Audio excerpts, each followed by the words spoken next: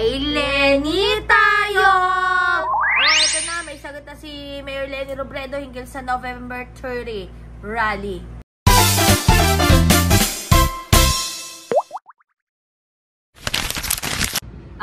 Manduman ako sa ako sa gilid-gilid.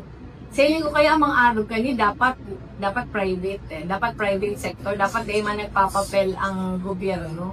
Pero gusto ko lang ipahiling na very supportive ang city government sa mga araw kay election. Sisiguraduhan kasi safety ng mga participants. Ano man, kung anong naikuhan, sinabi ko man kina Allen, kina Rene, na si mga kaikuhan na communications equipment, ikasumbita, si kaikuhan na security arrangements, 100% ang support. Mahangin ba sa labas? Oo, kasi may bagyo si Berbena, ano ba? Pero ayan nga mga kabatang helmet. Oh, sinagot na ni Mayor Leni Robredo. Makikisa nga daw siya, videographer. Pero sa gilid-gilid lang. Bakit? Kasi nga, sabi nga niya, dapat nga daw yung mga private sector nga ang nag-organize ito o yung nakikilahok.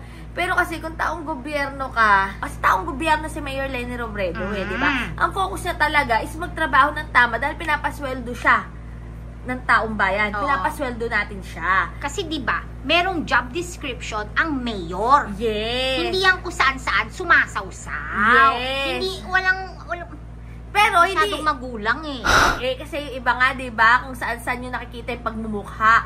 Pero syempre, hindi aware si Mayor Leni Robredo sa nangyayaring hindi siya aware sa nangyayaring korupsyon.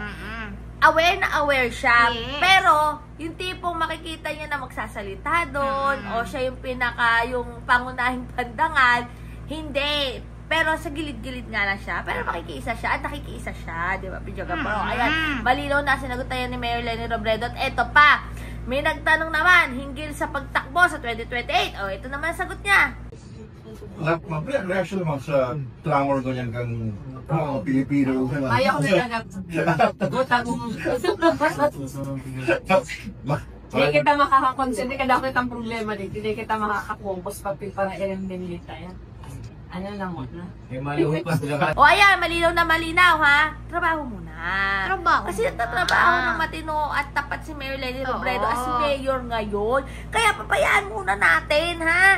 Huwag muna tayo masyadong makulit kasi ang focus nga niya ay ang magtrabaho. Okay? So ayun nga mga bata helmet, comment yun ako sa amin dyan. Basta stay happy, stay healthy, stay safe tayo as always. Sabi kami sa buhay ng helmet din mo kikip siya ng everyday. God bless everyone. Bye! Gobyerno ang tapat, angat buhay lahat!